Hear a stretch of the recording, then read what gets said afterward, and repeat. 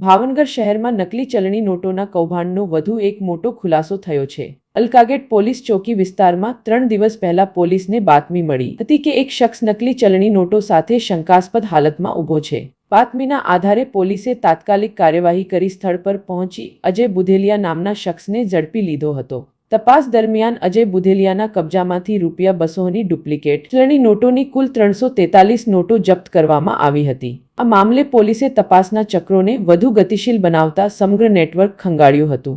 વધુ તપાસમાં પોલીસને મહત્વની સફળતા મળી હતી અને આ કૌભાંડ સાથે સંકળાયેલા વિશાલ વાઘેલા અને ચંદ્રસિંહ સોલંકી નામના વધુ 2 શખ્સોને ઝડપી લેવામાં આવ્યા છે। પોલીસે ત્રણેય આરોપીઓની ધરપકડ કરી તેમની સામે કાયદેસરની કાર્યવાહી શરૂ કરી છે। પોલીસ દ્વારા નકલી ચલણી નોટો ક્યાંથી લાવવામાં આવી, કોને સપ્લાય કરવાની હતી અને આ ગેંગમાં અન્ય કોઈ શખ્સો સંડોવાયેલા છે કે નહીં તે દિશામાં વધુ તપાસ હાથ ધરવામાં આવી।